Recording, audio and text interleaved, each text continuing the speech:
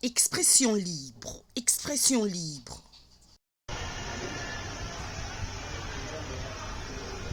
Il ne valide ni les prétentions territoriales de qui que ce soit, ni la mise sous tutelle de nos ressources.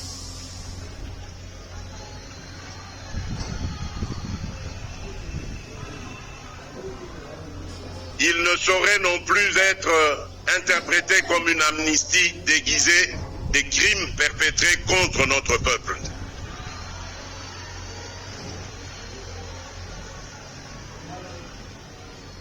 La justice suivra son cours avec rigueur, jusqu'au bout, et sans complaisance, afin d'honorer la mémoire de celles et ceux injustement tombés du fait de cette agression.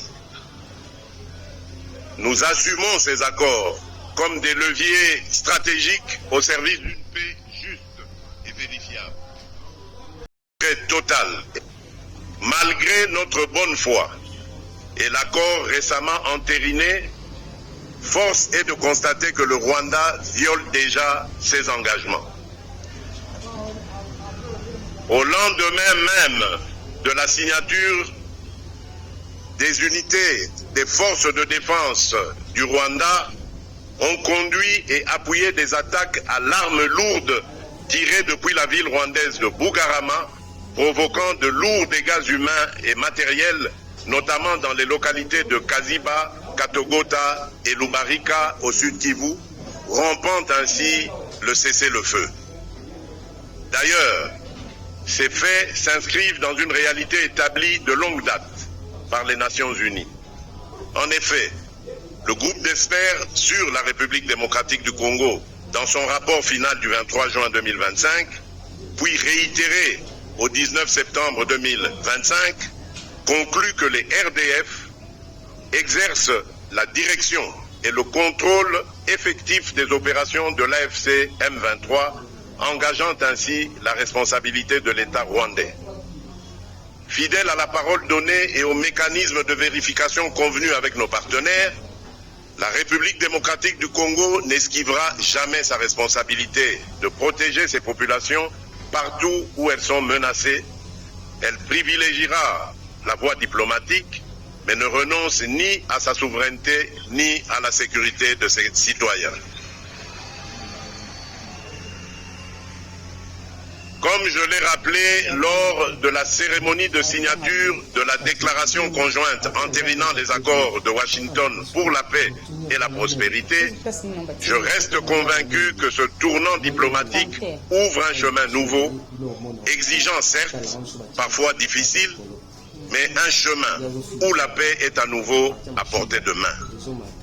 La République démocratique du Congo, comme je m'y suis engagé, y prendra toute sa part, avec dignité et constance, aux côtés de ses partenaires.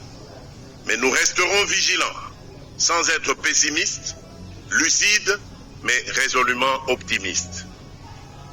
En définitive, la paix véritable ne viendra ni du seul rapport de force militaire, ni des seules signatures diplomatiques. Elle prendra corps dans le quotidien retrouvé, l'État qui revient avec l'école et les centres de santé, les routes qui s'ouvrent à nouveau, les marchés qui reprennent vie, les entreprises locales qui redémarrent et une jeunesse à qui l'on offre des perspectives d'emploi et d'avenir.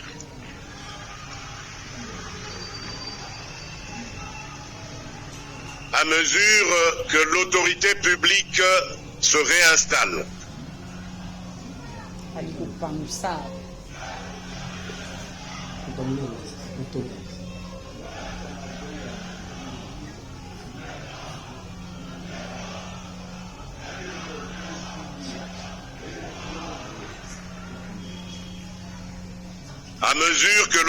publique se réinstalle, notre cap est sans équivoque.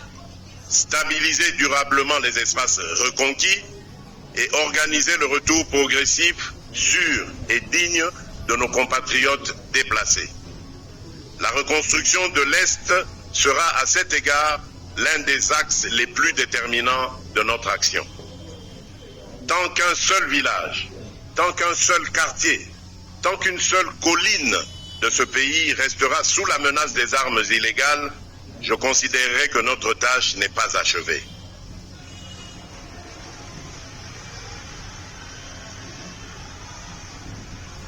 Mes très chers compatriotes, aux défis sécuritaires sus-évoqués s'ajoute la montée préoccupante du banditisme urbain. À Kinshasa, comme dans nombre de nos villes, des bandes de délinquants, les Kuluna, sèment panique et désolation. Ils violent, agressent, extorquent, blessent et parfois tuent des innocents. Face à cette menace, l'État n'a été ni immobile ni spectateur. L'opération Ndobo a été intensifiée dans 10 provinces pour démanteler les bandes violentes qui empoisonnent le quotidien de nos concitoyens.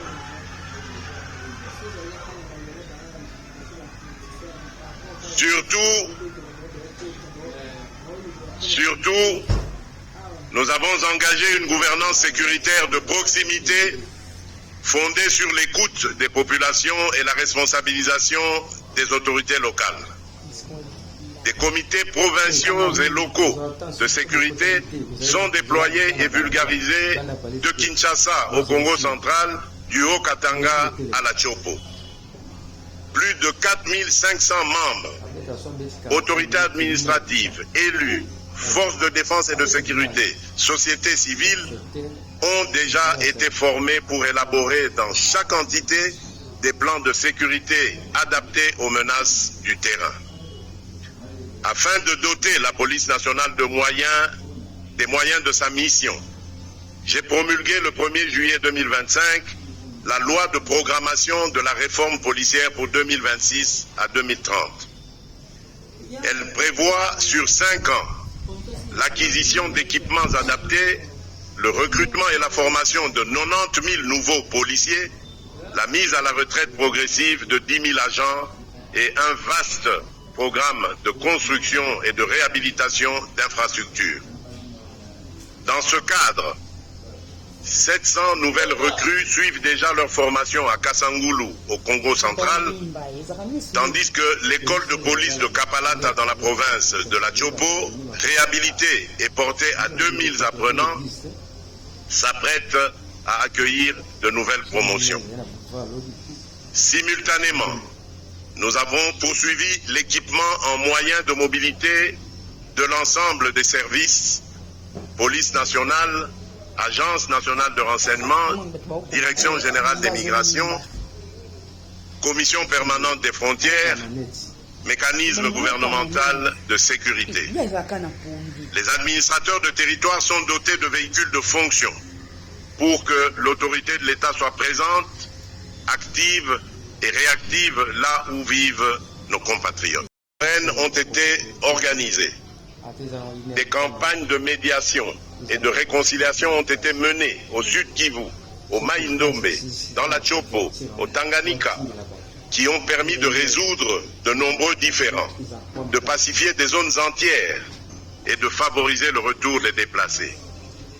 À Osio, dans la Tchopo, un rituel de réconciliation a scellé le rapprochement entre les communautés Mbole et Lengola, tandis qu'un forum de la paix et du développement est en préparation pour l'espace Grand Bandundu.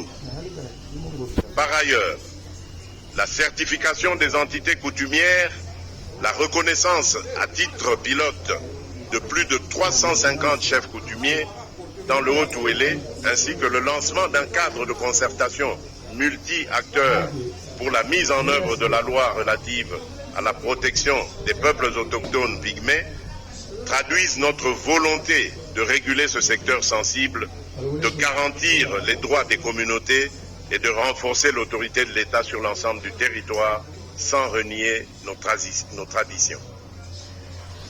Ainsi, dans la douleur d'une agression injuste, mais avec détermination, nous reconstruisons un appareil sécuritaire plus professionnel, plus proche du citoyen, mieux encadré et plus respectueux des droits humains.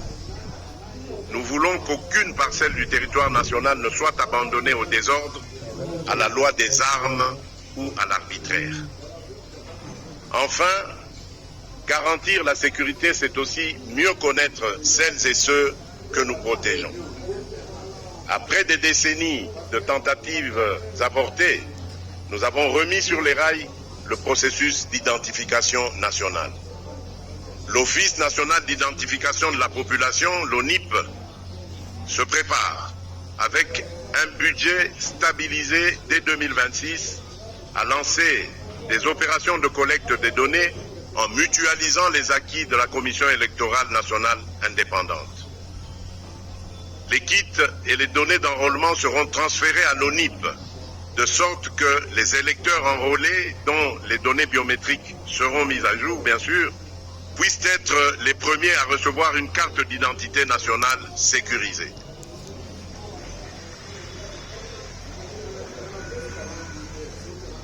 Honorable Président de l'Assemblée nationale, Honorable Président du Sénat, Honorables députés nationaux et sénateurs, distingués invités, Mesdames et Messieurs, mes très chers compatriotes, la paix ne se défend pas seulement sur nos collines et nos frontières, elle se défend aussi dans les salles de négociation, dans les organisations internationales et au cœur des grandes décisions qui structurent le monde.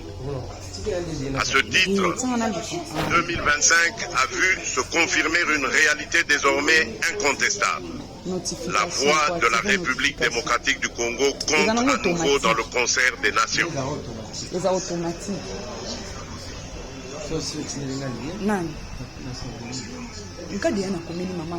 En effet, dans le prolongement de l'adoption par le Conseil de sécurité des Nations Unies de la résolution 2773, notre pays a été élu membre non permanent du Conseil de sécurité pour la période 2026-2027 avec 183 voix sur 187 après avoir rejoint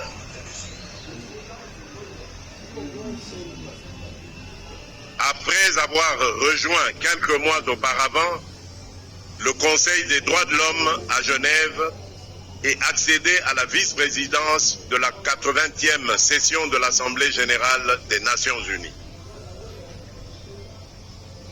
Au plan régional, la République démocratique du Congo a pris en novembre 2025 la présidence de la conférence internationale sur la région des Grands Lacs, la CIRGL.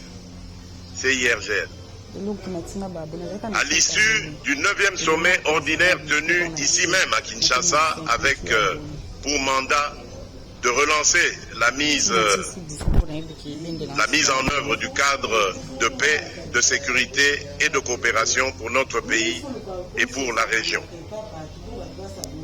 Ces responsabilités attestent que la du fichier cadastral permettant la reprise de 30 000 périmètres miniers auprès d'opérateurs défaillants ou inactifs, libérant ainsi un espace important pour de nouveaux investissements crédibles. La formalisation de zones de recherche géologique couvrant environ 36 000 km² destinées à préparer les futures campagnes d'exploration stratégique. La fixation de quotas d'exportation de cobalt qui a permis à la République démocratique du Congo d'influer sur l'équilibre du marché international et de soutenir les prix de ce minerai stratégique. La classification des territoires de Massissi et de Calais en zone rouge, interdisant toute activité d'extraction et de commercialisation des minerais dans les zones occupées par des groupes armés afin de tarir leurs sources illégales de financement.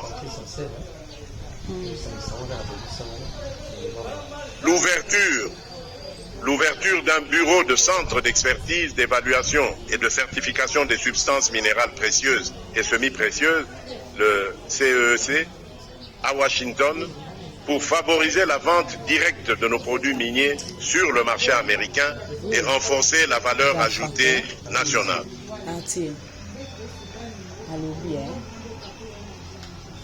L'installation d'un laboratoire national à Mousompo et le déploiement de la plateforme numérique e-Trace Mines afin d'améliorer la traçabilité, la transparence et la crédibilité de nos exportations. Ces réformes s'accompagnent d'orientations claires: meilleure connaissance géologique, digitalisation complète du cadastre, formalisation de l'artisanat minier, contrôle du quota d'emploi congolais dans les entreprises minières, protection de l'environnement et des droits des communautés locales. Honorables députés nationaux et sénateurs, mesdames et messieurs, la modernisation des infrastructures de transport est au cœur de notre politique nationale de développement. Les routes stabilisées, les voies ferrées, les ports et les aéroports constituent les instruments de mobilité, de croissance économique et d'unité nationale. En 2025, 8000 km de routes de desserte agricole ont été entretenus sur financement du Fonds national d'entretien routier, le FONER. Le gouvernement s'est engagé à réhabiliter 38 000 km de routes de desserte agricole et 11 423 km de routes prioritaires supplémentaires sur un an, en déployant des brigades routières dans chaque province pour un entretien régulier. En 2026, nous ouvrirons de véritables corridors d'unité nationale en réhabilitant 3 735 km de routes stabilisées. Ainsi, sur la RN1, 115 km seront réalisés de 2273 écoles publiques qui fonctionnent depuis des années sans acte juridique, levant ainsi les obstacles à leur mécanisation et à leur budgétisation. Nous avons également élaboré un statut particulier du personnel enseignant, alignant leurs droits sur ceux des agents de carrière de service public de l'État. Dans le même esprit, nous avons investi massivement dans les infrastructures scolaires. 1384 écoles ont été construites à travers le pays, dotées de 254 676 bancs et pupitres. Plus de 80 espaces temporaires d'apprentissage ont été installés pour les enfants déplacés par les guerres ou les catastrophes naturelles, afin que l'école les accompagne même dans l'épreuve. Aussi, une stratégie nationale d'alimentation scolaire a été adoptée pour lutter contre la faim à l'école et améliorer la rétention des élèves. Notre ambition ne se limite pas à l'accès, elle vise l'excellence. C'est dans cet esprit que nous avons lancé la refonte des programmes, adopté une stratégie nationale de formation continue pour les enseignants du secondaire et engagé la rationalisation des bureaux gestionnaires afin d'instaurer une gouvernance plus lisible, sobre et performante du système. Je veux également souligner un motif de fierté nationale. Notre pays est l'un des premiers en Afrique à avoir mis en place un système de correction de l'examen d'État basé sur les technologies modernes et l'intelligence artificielle, ainsi que le lancement du diplôme électronique sécurisé par la technologie blockchain, renforçant la fiabilité des résultats et la lutte contre la fraude documentaire, et assurant aussi une meilleure reconnaissance internationale des diplômes. En 2026, nous franchirons une nouvelle étape. Dans le cadre du PDL 145 territoires et de ses programmes complémentaires, le gouvernement prévoit de construire plus de 1000 écoles supplémentaires. Il mettra en service 4 grands instituts de formation au métier de l'enseignant et numérisera les services éducatifs et la chaîne de paye au moyen d'une carte biométrique multifonctionnaire. Enfin, déploiera à grande échelle l'enseignement à distance. Ainsi, la gratuité prend tout son sens. Une école accessible, mieux équipée, mieux encadrée, plus moderne. S'agissant de l'enseignement supérieur et universitaire, nous poursuivons un programme ambitieux de modernisation des infrastructures, de réforme académique et de digitalisation de la gouvernance.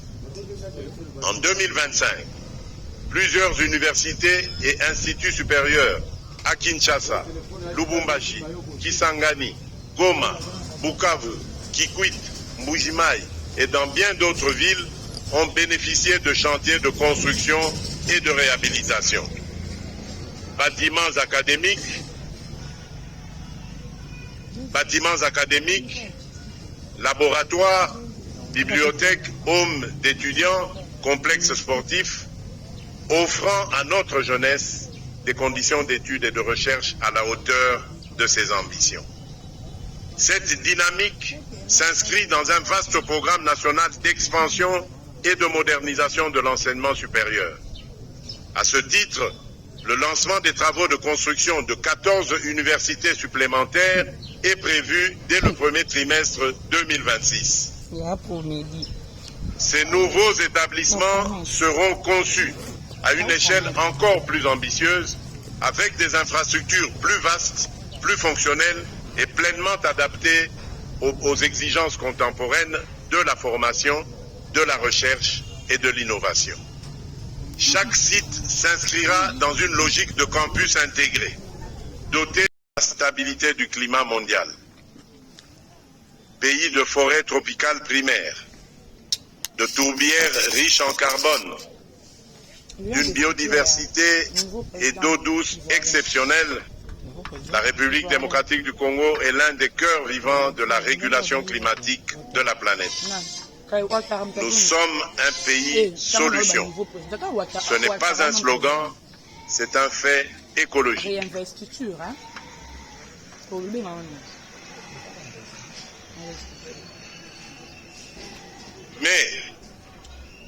Mais nous ne pouvons plus être un pays solution à crédit moral.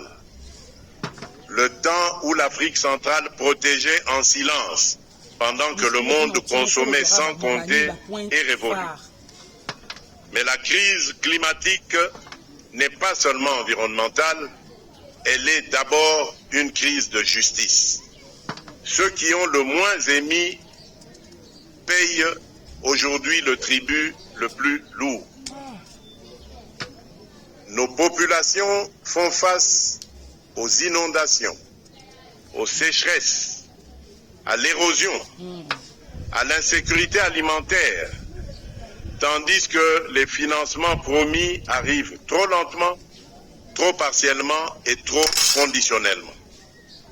Corriger cette injustice est au cœur de notre action diplomatique et de notre agenda mondial. Ainsi, nous avons œuvré cette année à la consolidation de notre arsenal juridique et opérationnel, aménagement du territoire, foresterie communautaire, droits des peuples autochtones, régulation des marchés carbone, pour orienter durablement l'usage des sols et la valorisation de nos écosystèmes. À l'initiative du gouvernement, un centre régional d'excellence sur les marchés de carbone en Afrique est en lancement pour faciliter l'accès au financement et garantir l'intégrité des transactions en complément de travaux sur une taxe carbone et un marché interne destinés à sécuriser des ressources domestiques prévisibles. En outre, une task force économie circulaire et déchets pilote l'industrialisation de la valorisation des déchets avec un paquet d'allègements fiscaux ciblés pour moderniser les filières et soutenir leur viabilité. Ces chantiers installent un cadre moderne, transparent et protecteur des libertés et de l'investissement vert. 2025 restera surtout comme l'année où notre pays a franchi une étape historique avec la création du couloir vert Kivu-Kinshasa, la plus grande aire protégée communautaire du monde. Créée par décret numéro 25/101 du 15 janvier 2025, Ce dispositif place la conservation avec les populations au cœur d'un développement sobre en carbone. Une aire protégée à vocation communautaire d'environ 540 000 km², dont 285 000 km² de forêt et plus de 100 000 km² de forêt primaire intacte, articulée